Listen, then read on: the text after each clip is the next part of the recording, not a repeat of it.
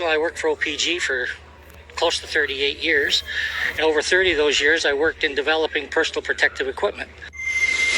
I love the motto, educate, heal, discover. Sir, what brings you out to the mask protest here today?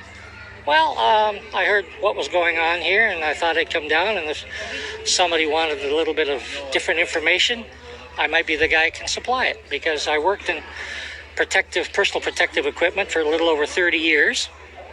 And one of the things I worked on was masks. I worked in the nuclear industry, the plastic suits and the hoods and all the stuff. I'm part and parcel of developing all of that stuff. So I have a good insight on this mask thing too. And basically what the people are wearing, as you know, is probably maybe 3 different masks. So maybe we'll start with the dust mask, which most people can buy at Canadian Tire or Home Depot, places like that. Well, you stick one of them on your face. They fit reasonably well, right? And I remember wearing them at a time, and I had a little bit of trouble breathing. And I thought, well, it must be the mask I'm breathing through. So I got a tube, did my own little experiment, stuck it up in the breathing zone on my fellow that I worked with, and had an oxygen meter on it. And after about 3 or 4 minutes, the oxygen level dropped from 20 down to 19, down to about 18 and a half. So what was causing me to breathe deeper was my body was starting to react to the fact that I didn't have enough oxygen in it. So it made me breathe the same as when you yawn, right? People think it's because you're tired. You yawn because you're lacking in oxygen. That's the reason why you yawn. So I found that out with the dust mask. Now, these other 2 masks, the N95 one that a lot of people are wearing, and the cotton ones, you don't have that problem of oxygen deprivation because there's too many air vents and holes around. But you put the N95 mask on, right? They say it goes down, it will collect the virus size, which is around 1 micron or smaller in size. Like a dust mask collects 3 to 4 microns in size, and everything else will go through it, right? Well, this mask will do that, but the problem is wearing these masks are not meant for the purpose of protecting you from a virus and that, because when you stick it on your face, there's a couple people wear glasses. They'll tell you, well, if you don't put it in the right spot, it fogs your glasses up, right? Well, the reason why it fogs your glasses up, because when you breathe out, the carbon dioxide worm goes up over your glasses and fogs them. And I say to people, I said, well, what happens when you breathe in? It comes down through there. When you got one of these N95 masks on, I would say roughly 70% of the air that you're breathing in your lungs is not going through the mask. 30% or less is actually going through the mask. So tell me again what is protecting you from the virus. Because the air is going down by your nose, and the 2 big open holes in your cheeks, and a couple of holes down here. So the virus is bypassing the mask. Right? Because just the same way that the vape went out, around, and through, it will come in, around, and through. Educate. Right?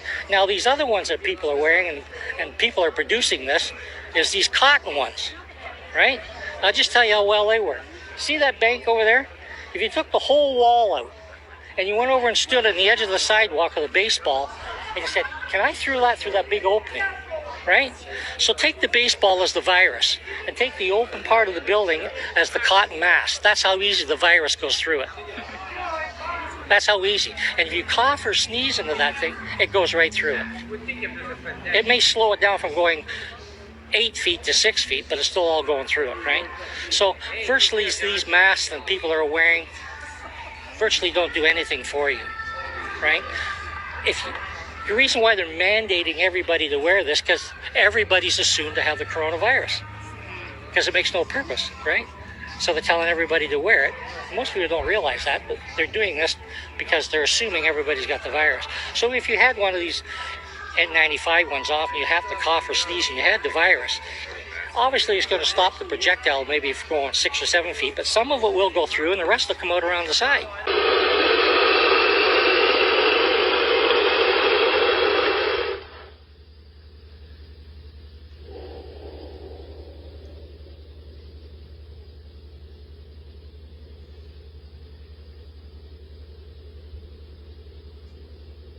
Please wear a mask. It really will. So it's really not working for that very well either, right?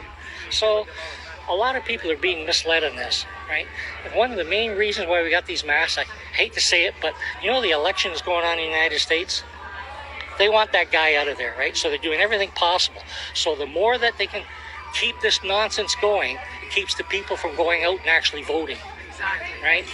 This is what they're doing. So just back to your work and what you research and development you did.